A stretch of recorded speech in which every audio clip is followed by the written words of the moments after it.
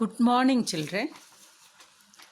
Today we will learn chapter 26, that is Atom, Origin of Spectra, Bohr's theory of hydrogen atom. Children, its starting part you have done already in chemistry.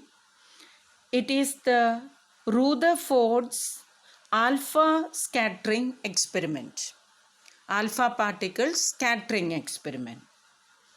With the help of this scattering experiment, Rutherford could explain about the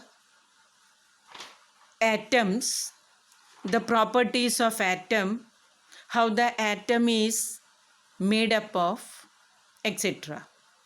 So we summarize some of the properties of alpha scattering of Rutherford's experiment. We can see that some points, the points are, when Rutherford sent the alpha particles to the gold leaf, some of the alpha particles, majority of the alpha particles went without any scattering, indicates that maximum part of the atom is hollow. That is why alpha particles are able to go through the atom without any scattering. But some of the alpha particles which are near the nucleus, they were not able to pass through it because the nucleus contains positive charged particle. They are called protons. So the center of the atom, which is very small in size, but it is heavily concentrated because that region contains more charged particles. Because of that, alpha particles could not pass through it. They scattered in different angles. Then the next point he put forward from the scattering experiment is Coulomb's law is applicable to atomic distance also. That's the next point. Another conclusion Rutherford has given is that instead of gold foil, if we keep platinum, silver, etc., that means different metals, then the magnitude of the positive charge in the nuclei of different metals is different. That's the next conclusion. Next point we have to learn from this experiment is the number of alpha particles scattered, let it be n. Let n is the number of alpha particles scattered. That number n is proportional to thickness of the foil. It means n proportional to t, or we can write n upon t is a constant, where n is the number of alpha particles scattered and t is the thickness of the foil. Next conclusion we get from this alpha particle scattering experiment is that if theta is the angle of scattering or scattering angle, then the number of particles scattered is proportional to this equation, n proportional to 1 upon sine theta by 2 power 4. This is the relation between scattering angle theta and the number of alpha particles scattered. The next main topic is, it's an important term, distance of closest approach. We know that when alpha particle approaches the nucleus, its kinetic energy is converting into electrostatic repulsive force.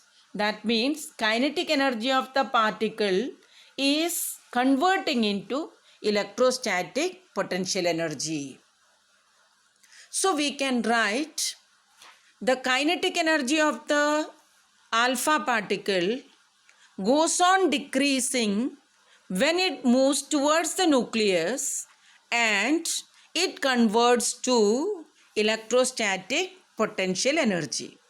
So from the electrostatic potential energy formula, the formula of electrostatic potential energy is 1 upon 4 pi epsilon naught, which we learn in the electrostatic topic, Q1 Q2 upon R naught. Q1 is the one charge. Here it is the charge of the nucleus having atomic number Z, and 2e is the charge of alpha particle because it contains 2 protons. Here Z protons, nucleus contains Z protons and alpha particle contains 2 protons. So we get electrostatic potential energy by this formula. So when the kinetic energy of the alpha particle converts to electrostatic potential energy, we get the relation for kinetic energy here. From this equation, R naught is called the distance of closest approach. So what is the formula for R naught? It is equal to 1 upon 4 pi epsilon naught 2z square E. That from here we can get the formula 2z E square. 2z E square upon K. So what is this R naught? R naught is the distance from the nucleus up to which alpha particle can reach before getting scattered by 180 degree. I repeat, distance of closest approach is the distance from the nucleus up to which alpha particles can reach because it cannot go further inside the nucleus. Before that, alpha particles kinetic energy becomes 0. It returned back. It scattered through an angle of 180 degree. So that minimum distance is called the distance of closest approach, and that depends upon the kinetic energy of the alpha particle K. Epsilon naught is the constant which we have learned in the electrostatic topic. Epsilon naught. It is the permittivity of the medium. Epsilon naught. Now come to Rutherford's model of atom. According to Rutherford's model, we have learned it before, Rutherford's model, which we have learned in the previous topic also by alpha scattering experiment.